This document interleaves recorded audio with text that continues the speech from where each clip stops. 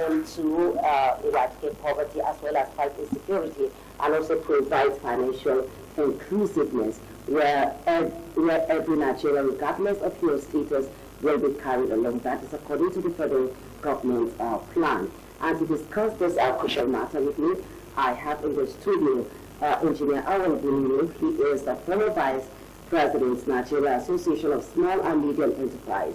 Good morning, sir. Good morning. And I also have very own Adefolari. He is an economic analyst. You're welcome, sir. And also joining us via Zoom will be Aliu Elias, economist and development expert. While we wait for the Zoom connection, we will kick off our discussion with our guests in the studio. You're welcome, gentlemen. Thank you. Once again, Engineer I would like you to talk to Nigerians about this plan, because it seems to be a very ambitious economic plan. And how can the ordinary Nigeria understand what this is all about? Thank you very much. First of all, Nigeria has all it takes to achieve a target of $1 trillion in 2030 because of enormous human and material resources in terms of natural resources, agricultural potential, our vast human resources. Look at our diaspora. We have a lot of potential in terms of human resources, our diaspora, our vibrant professionals in the country. We have all it takes to achieve that. Is not very, very ambitious, but under one condition. If the government will take a decisive political will to engage with the organized private sector on its own economic management activities. And that is one.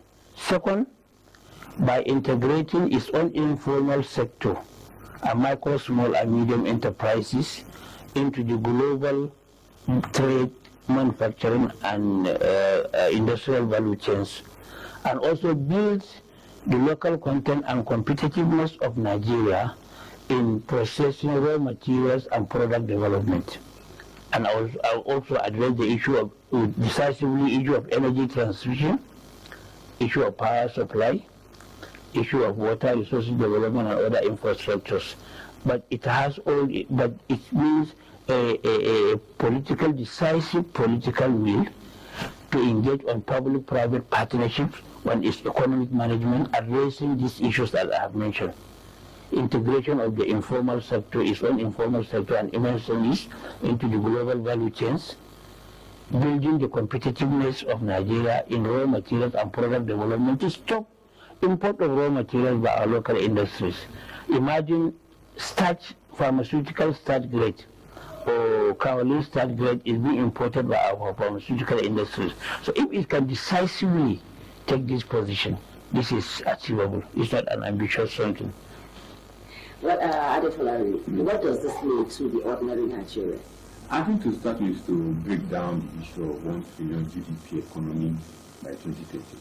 What it means is that what level are we now in our GDP? Between 450 to 500 billion US dollar GDP, that's what we are. So they want to step it up to 1 trillion by 2030. As the engineer pointed out, there are some factors, there are some sectors they need to look at. One, we look at the manufacturing sector, we look at the financial sector, we look at the mining sector, we look at the exploration of oil and crude, we also look at the human capital development. These are the things that make up your GDP of a country. So the government want to step it up, the government want to improve it, the government want to enhance it to the level of 1 trillion US dollar by 2030. What we are saying is that it is achievable, but the constraint within the period that this can be achieved, that's where we have problem. And that's why engineer is talking about partnering with the private sector, engaging with the private sector. Although in the last, since 1990, that is the modest history of Nigerian economy and political development, we can see that government have been partnering with private sector.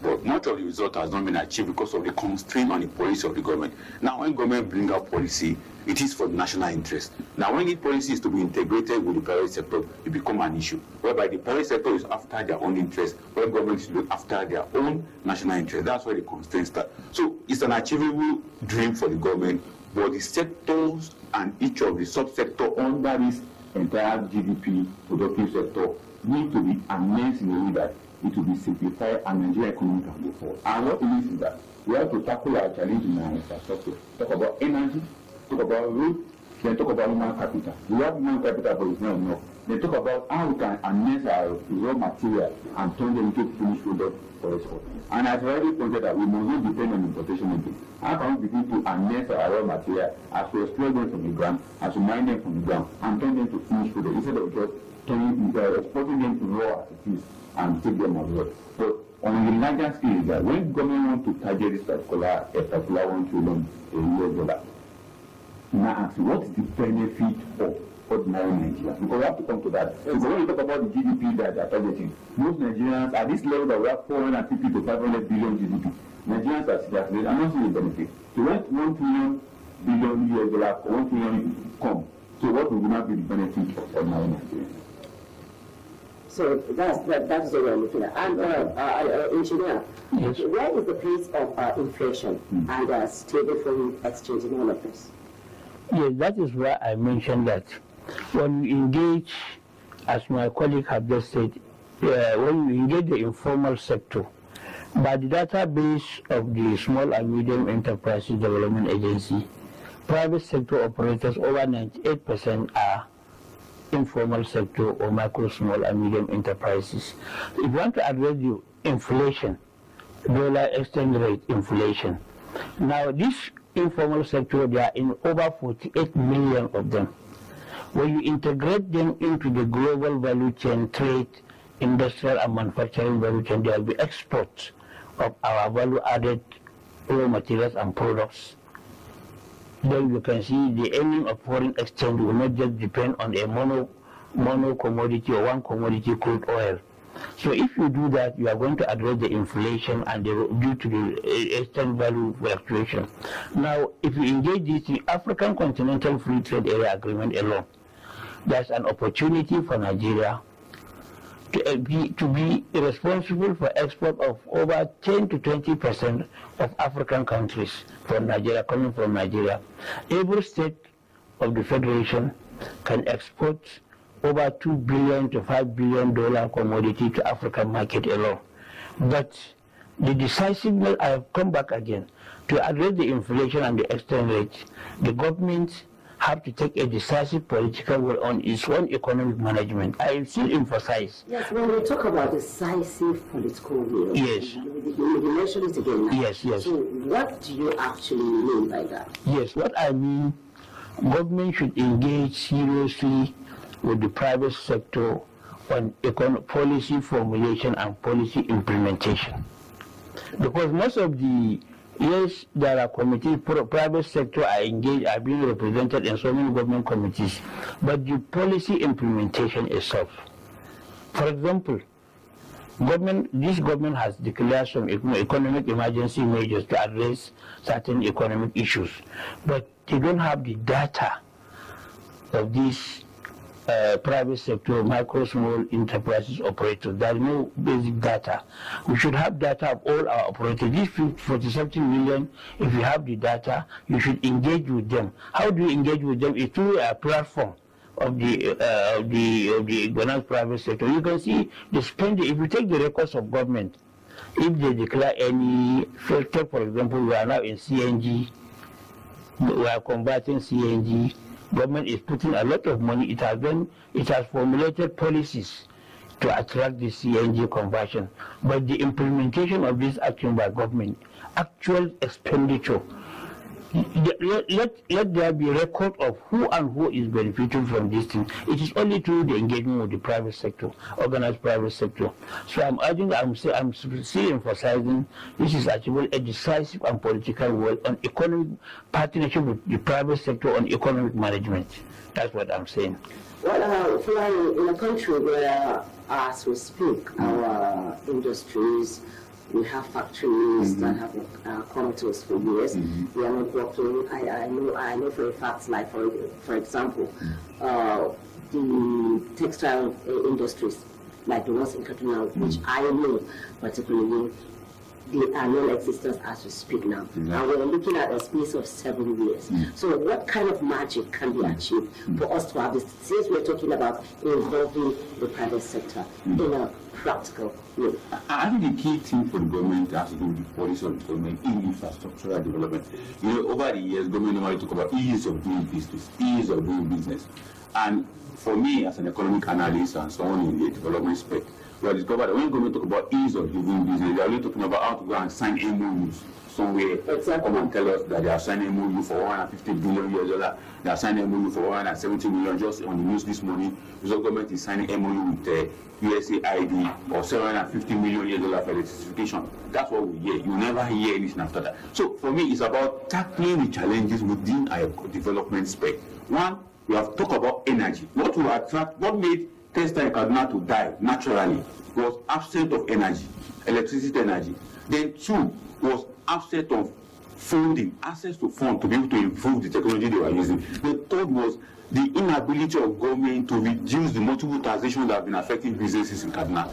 Like we can now mention the issue of insecurity around that area. But what engineer is trying to... As at that time, these industries went down. The issue of insecurity was not even really an issue. Exactly. But the key issues, as earlier mentioned, was energy cost was very high.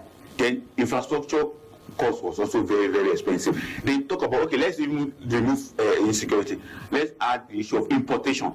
Now, government, one thing I normally query with people from the private sector, especially organized private sector, is this. Like engineer and his people, is that they know how to bring government give government good plans about businesses. Well, ask me. The issue of energy will cause some of them to now resort to what? Importation. One of the things that kicked out now textile was importation of other raw materials and textile products from China, from Netherlands, and other part of Europe.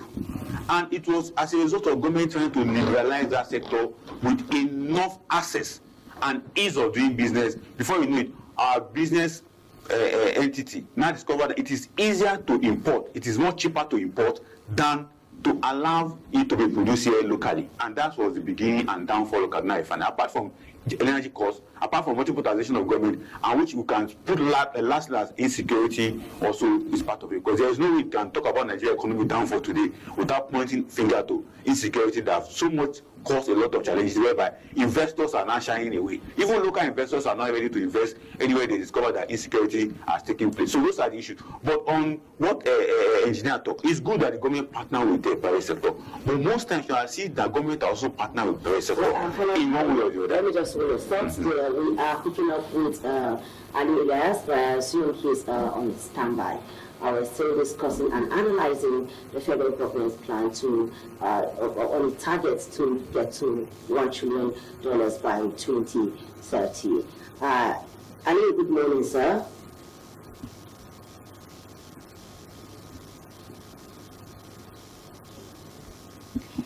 Well, we are looking at President Tinubu's economy and plan to target $1 trillion by 2030.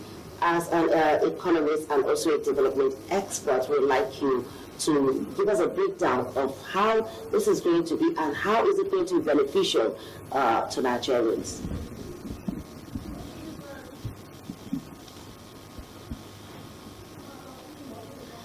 Well, we sincerely apologize for that break in transmission. What I was trying to say, in as much as we have understood since 1999, government have been partnering with private sector, but the issue still remains that when government finish partnering with private sector, the result of that partnership, we don't get to see it. A good example, I can begin to mention different sectors of the economy that the federal government have partnered with. Oil and gas, government have partnered with private sector. They even make it easy for the private sector, the IOCs, the local oil company to partner with them. They give them license to go and build refinery. How many of them build refinery?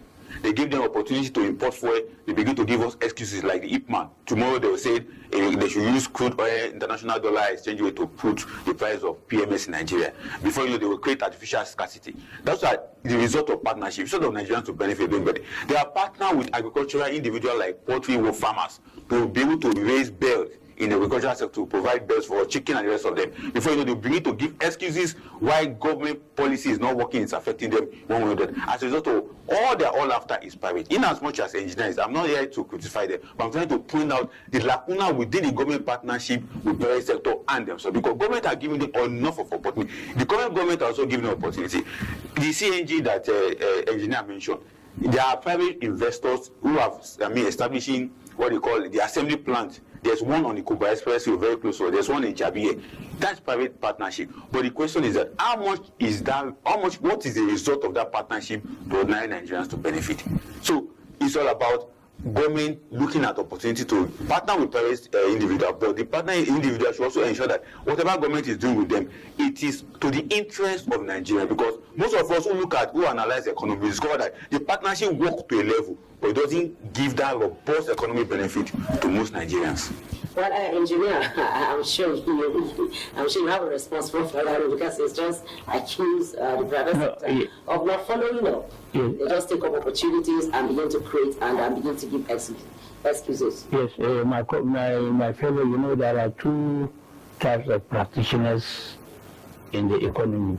There are what we call captains of industry, and there are analysts and policy analysis, policy advocacy, and policy. So when we are talking of, so these are two types of profession. Normally an analyst or a public sector analyst and policy analysis will talk on this, but a captain of industry like myself, who now engage practically in the captains of industry, we know the challenges we are facing.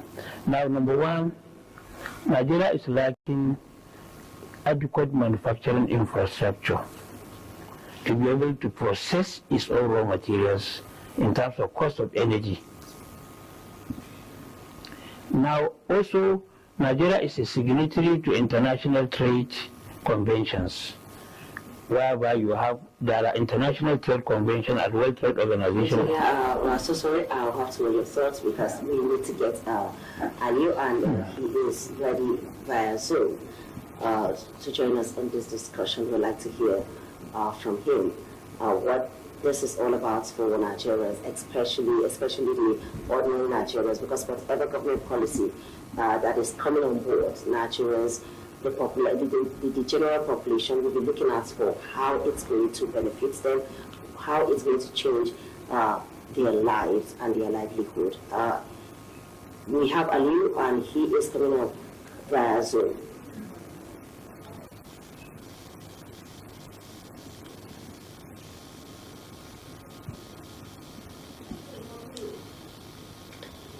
We sincerely apologize for that. Engineer, please. Thank you very much. As I was saying, there are differences, you know, when you are a policy analyst or advocacy person. Take, for example, a professor of economics in the university who has excelled, who has made names in the international economics. I will give him NNPC to run as a captain of industry. You will see the differences. But because the captains of industry, for you to be able to coordinate people of different behaviors when you are doing production, you are controlling people of different characters, different behaviors, different understanding to come and do one common work and get a common result. So if you are a captain of industry, you are coordinating that. It's almost like governance. So you see there are a lot of So that is why what I mentioned to get an impact that we are required, which my colleague is trying to, yes, he's right, there are no much impact. He has actually put some of the blame on the private sector. Yes, that's what I want to clarify now. The private sector are categorized into two or three: large, medium, and small scale or nano industries. Yes. 98% of the private sector operators are from the small, micro, small, and medium enterprises. And what is their place? So they are not properly, all the policies, the government partnership with the private sector, it doesn't not integrate these 98% of players into the policy formulation. When you see any partnership with the private sector is with the big players only. Now what we are saying, the engagements integrating these 98% of the players, which according to Sweden statistics, over 48 million of them are operating. They are not properly, they don't have access, having difficulties in their quality, have to improve the quality infrastructure to improve their goods and services quality to the standard of the markets. They don't have access to funding. They don't, all the money, any private sector government that is partnering with private sector, giving a lot of funding, is going to the big private sector operators. So what we are saying now, I was, as you introduced me, I was the former vice president of Nigerian Association of Small and Medium Enterprises. So what we have been engaging in policy dialogue with government is integrate these 98% so that they can have access to capital base, access to skill, to be able to produce goods and services, give them necessary manufacturing infrastructure, and give them linkages with the big manufacturing enterprises. Because the role of the micro enterprises, if they are properly linked, for example, for example, the textile industry you have mentioned, there is no. Well, we are taking on Alim. He is ready now. The Zoom network has been rectified. Good morning, sir. Well, as we are talking about President Tinubu's economy, $1 trillion by 2030, which is supposed to take care of poverty, insecurity, and also bring in financial inclusion for everybody. What it means is that by that time, every Nigerian will have a reason to smile if you're engaging in businesses and all of that. So we'd like to hear, what is your take on that, sir?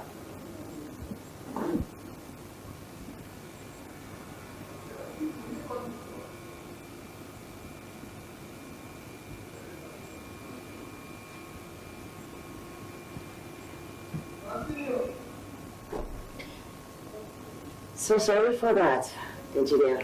So let me round up quickly. So what we are saying, in order to make this impact, Nigeria is a signatory to international trade conventions and World Trade Organizations, whereby it gives access, its own market access by the convention. So what we are trying to tell government now, what I am emphasizing on this engagement, we have had a lot of public-private engagements with the global value chains, manufacturing value chains in China, USA, Canada, Japan. We have had a lot of through Ministry of Trade. We have been privileged to have engaged on these global value chains. So what we need to do, we have discovered there's an opportunity. All these countries require value-added raw materials to be imported to them. For example, under some program, Japan wants our sesame seeds as a industrial raw material for their industries. But if we properly put on these micro enterprises, build their own competitiveness to work in the modular level, to process secondary raw materials for export and for our local industries, we have seen a lot of value chain of engagement with the international community or the industrial value chains. That you can feel the inflation will be, well, for example, Philippines and Japan. About 30 to, I have forgotten the correct percentage, but over 30 to 40% of Japanese automobile spare parts is being manufactured in Philippines. So you can see the Japanese automobile industry, there's a linkage with Philippines, and it is the micro enterprises that are producing these spare parts for them. So the global value chains linkages, our capacity, our competitiveness in raw materials, secondary raw materials production, our energy transition policy, and the decisive, I come back again, decisive of government to consider these 98% of private sector operators in their engagement with the private sector is with the big players. And that what you're saying is that the small players are not usually carried in. No, they are not. And there are no linkages. But government has had policies, has had programs for the small. Government has on all its own programs. The program captures the small and micro medium enterprises, but in the implementation stages. Because if you ask government now, you have billions of partnership we have done with the private sector, how many goes to micro, small, and medium enterprises is very, very negligible percentage. We are also calling for linkage, proper linkage with between the micro enterprises and the big enterprises. That is also a missing gap. So if government can address this issue that I have mentioned, and then also proper dialogue with our diaspora. Nigerian diaspora have a lot of potentials to bring a lot of capital into the country, because their own remittances alone annually, as for 5 years ago, I don't know the statistics now, is over $10 to $20 billion per annum. But if we can now engage them in investment, all the discussion with the Nigerian diaspora of every country are an asset to that country. Now, we are not utilizing our diaspora forum very well. We are now continuing with all these policies I have mentioned. So if government does that, it can achieve $1 trillion economy by 2030. And thereby placing Nigeria among the top 25 global economy. Yes, that is possible. It's achievable because Nigeria have all these policy arrangement that I have mentioned. So I want to also put it correct. The partnership with the private sector should come down to the micro, small enterprises. Let them feel the impact. Let government have evidences that, for example, let us have data. Who are on the value chain of each commodity production? Who are in the value chain of energy supply? Who are in the value chain of processing, agro-processing, mineral beneficiation, modular concept? So if it works, we can set up, for example, say gold now. We can aggregate over 10 million gold miners, small-scale gold miners, and aggregate gold, put on the beneficiation plant, give them access to mine, give access to capital, access to technology, and then bring business incubation and innovation into it, build capacities of competent micro enterprises that can play the expected role as engine of economic growth or cake baking machines, because we need to bake our national cake, and it is this enterprise. You do agree it is a national cake? Yes.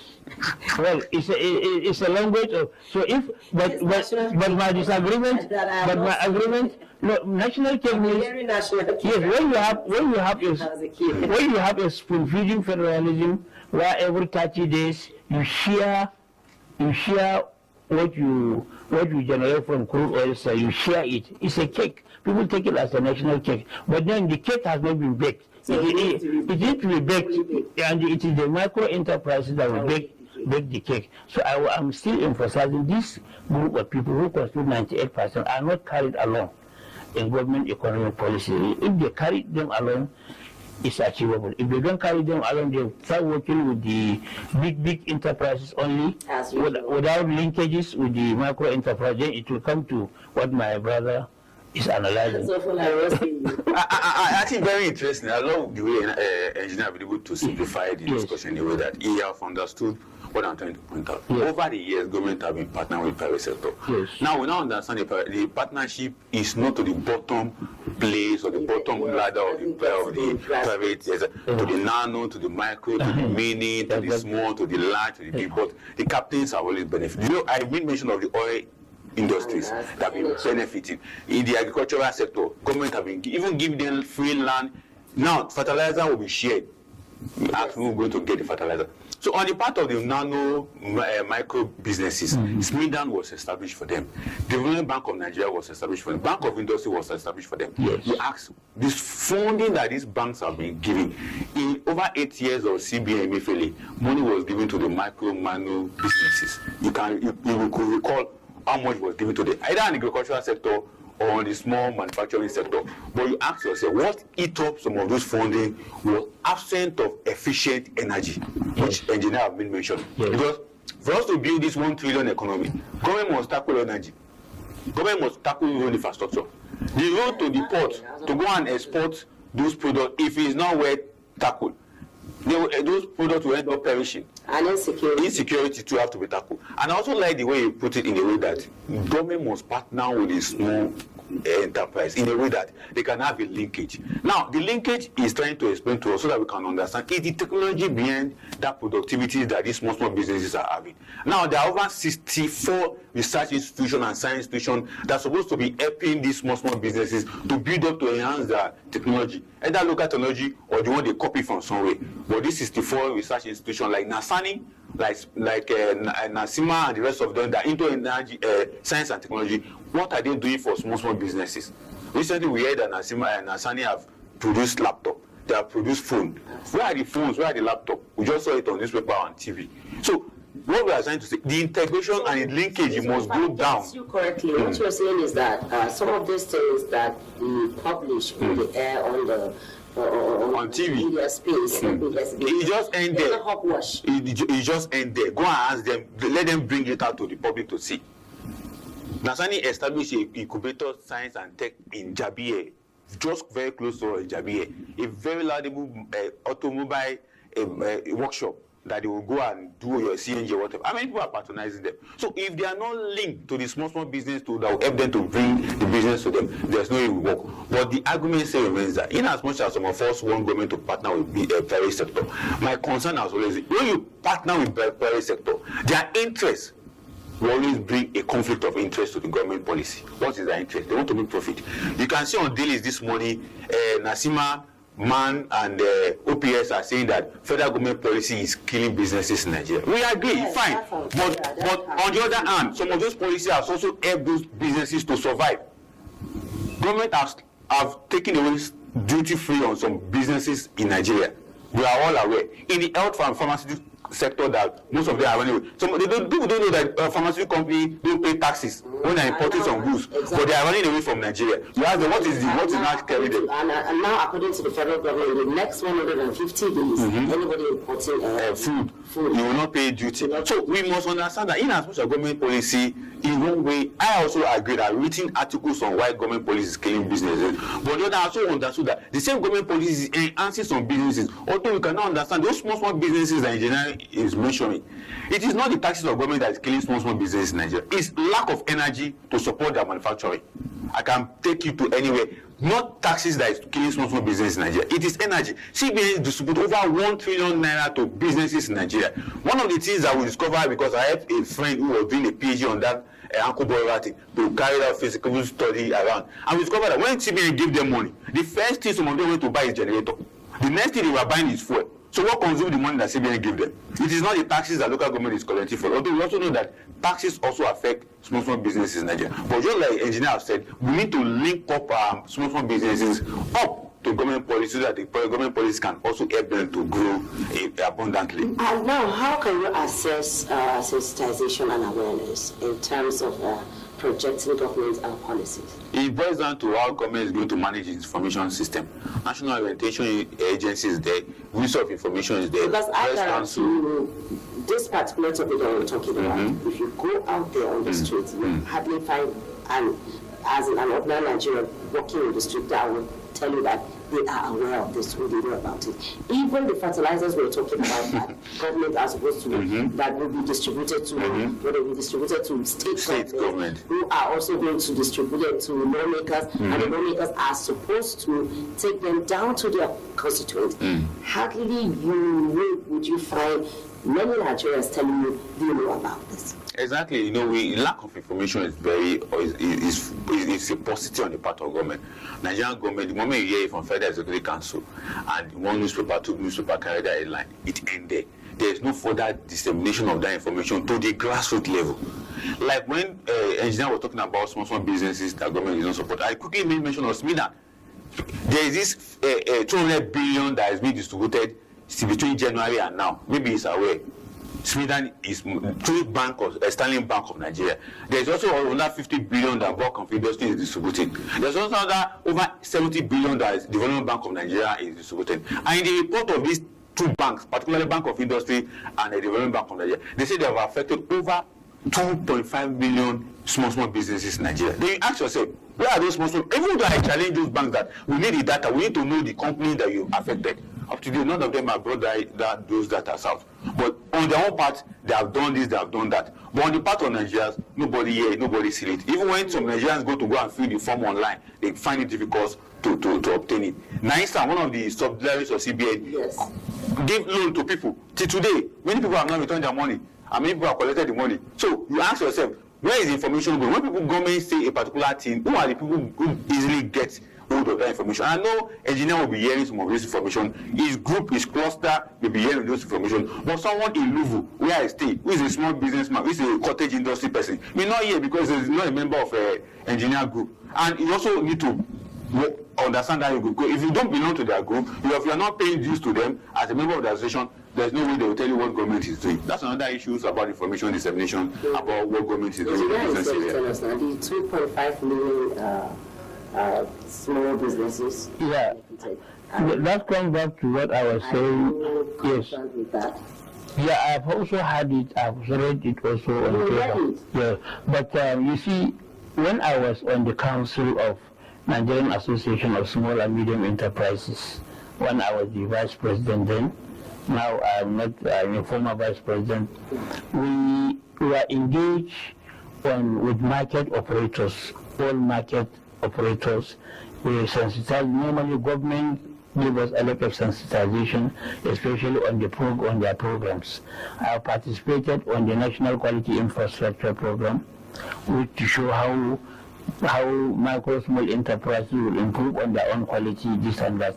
But our problem is when we make the sensitization to some level of extent. Look at now, for example, but when a policy or a program is declared by government, but in deciding who gets these benefits, the organized private sector officials are not carried along. It is government officials that decide who gets what. Normally, this is what I wish to use this medium. But the question here is, in deciding who gets what, yes, do we really have people who benefit from this? Because most of these policies, the alcohol, the grants and everything, people will come to say, we have not seen anything, I have not seen it. And Nigerians are beginning to wonder, who are these people who benefits from this? Yes, actually, to some extent, when these policies are being advertised, and people who apply online, who have some online something, they do access it, those who do the pre-qualification, and they are selected for this thing. But I won't say, because we are not involved in the selection processes. We are not involved in the selection processes. There's also another policy of government that would have helped the small and medium micro enterprises, public procurement, executive order 3 and 5. Government put off those things to patronize, use government public procurement to patronize products and services from small and medium enterprises. But the procurement laws have not been amended to carry the micro enterprises around, because they will tell you must have turnover, you must have large turnover, you must have show previous experience, you must do this. So these are the things we are saying, that these things are supposed to engage more. I'm not saying government is not engaging the private sector, but there should be, the engagement should be, the talking stage. The engagement should be intensified, and the engagement should when be. it gets to the distribution stage. Exactly. The policy, you can call it to say the implementation. The implementation. We want to use this. We want to use this medium to call on government. Whenever it has set out this kind of policies, let it work on the organized private sector in deciding, but let it also monitor the organized private sector. I'm not saying the organized private sector are not also, they need to have some oversight function. Let them come together with government and decide, okay, we are pumping 1 billion naira into the cotton industry. Who are the cotton farmers? What are the expected results? You don't just disburse the money without getting the outcome or the result of it. Government should also insist to get the feedback from the organized private sector, how much product have gone into the market. This monitoring and evaluation system needs to be also carried out by government, and the government should engage the private sector on that also. So we are all liable to, there's a need for improvement between the government and also the private sector. Like the private sector is the only platform you can access these micro enterprises. But there should also be certain measurement, monitoring and evaluation from both sides to make sure that these things have been done. Finally, as an economist analyst, what will be your advice? What do you think government should do at this point when we have foreign investors leaving the country, companies leaving the country, and we are talking about $1 trillion by 2030? This is the space of 7 years. So how do we get, because we need these people, we need the foreign investors, even the local investors are having a hard time.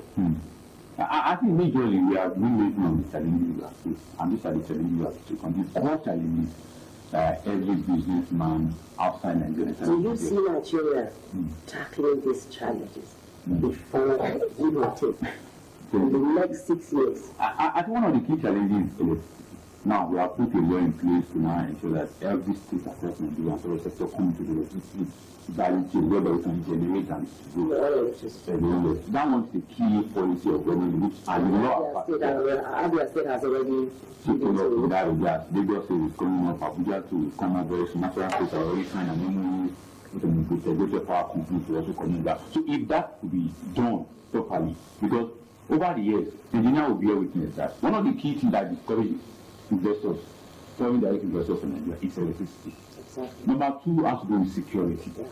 Access to funds is very challenging. Our banks are not available to give funds to every potential businessman. Then the other aspect that foreign investors are always very key, very afraid of, is our fiscal policy. Now the fiscal policy talks about the taxes that we are paying. The taxes at the central level, which is the federal government, and the taxes at the state level, as well as taxes at the sub-national level, particularly local government. So when you see businessmen complain about multiple taxation, I think about your fiscal policy. Now the fiscal policy also talk about the spending of government on infrastructural facilities like road, like rail, like seaport, like airport, and the rest of it. If we tackle all these core issues that we are having, we investors will be afraid to come to Nigeria. Then the examination of our foreign reserve, linking up with our diaspora. There are 5 things where we earn foreign currency like dollar, pounds, and the rest of it. Talk about crude oil, talk about FDI coming to the country to invest, talk about diaspora sending money in our brothers and sisters or abroad to send money, and talk about money that we get through exportation. If you produce more, we export it. Then the last one has to talk about loans that we're collecting. Now, out of all these 5 things I've mentioned, the one that is very key that will enhance our productive sector, that will enhance foreign investors who have confidence in the economy, is the ones that come through our exports, as well as the ones that are indeed invested in the economy. The other ones can disappear at any time. So government must be able to ensure that they safeguard that particular one. Then lastly is our science and technology. Government need to improve on our science and technology. We can't continue to rely on imported technology, equipment, machinery anymore. When it was made mention of leakages, we have our own computers, I just said it. We have our own computers. How many do you have that computer here in ITV? It's very expensive, so they need to break it down. And when we were talking about linkages, the linkages mean that government should be able to patronize what someone who is producing a fish net or mosquito net in Pape, not the one that is being imported by USAID into the country, the one that is producing a Pape, a nano business and produce net in Pape, government will come all the way from Abuja and buy it and sell it. That's what will enhance that man's businesses that will help me to get more money and be able to invest and improve on his business plan and business expansion. Talking about local content. Definitely. He has been mentioning it, so I'm just emphasizing it now. So government must be able to focus on how to empower businesses. He made mention of all small businesses. There are a lot of Nigerian produces a lot of things, but government is not patronizing them. And one of the people that are advocating that instead of us government to be looking for procurement law that will stimulate small business, make sure that you review the law. He made mention of it. Let us review the law to take in our small businesses. All the money that government is giving to them that they are using to buy generator and the rest of it. By the time they invest in the power and also produce more, government can buy from them. I don't mention on net. Nigerians are producing net. Now all this Ankara that we are wearing that kill Kaduna textile industry, can government concentrate? We still have few of them operating in Kaduna. I think recently they say about 10 textile companies still operating in Kaduna. Can we begin to patronize those textile companies? All the Ashwebi that we are printing for political parties and the rest of them, let them go to that place and print it. All the ones we are printing for marriage, let them go to that place and print it. And also invest in them so that they can invest and expand their business. Those are the things that we can do. If not, 1 trillion economy, we will see goodbye to it by 2030. I believe that's it. So, Engineer, what's your input? Yeah, in addition to what he highlighted on why foreign investors are leaving the country, one of the major issues is repatriation of their profits out of Nigeria, and due to the fluctuating exchange rates that we're having.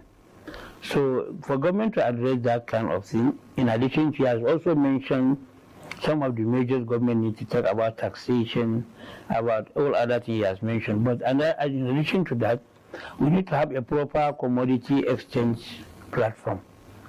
We have a very good commodity trading and commodity exchange platform.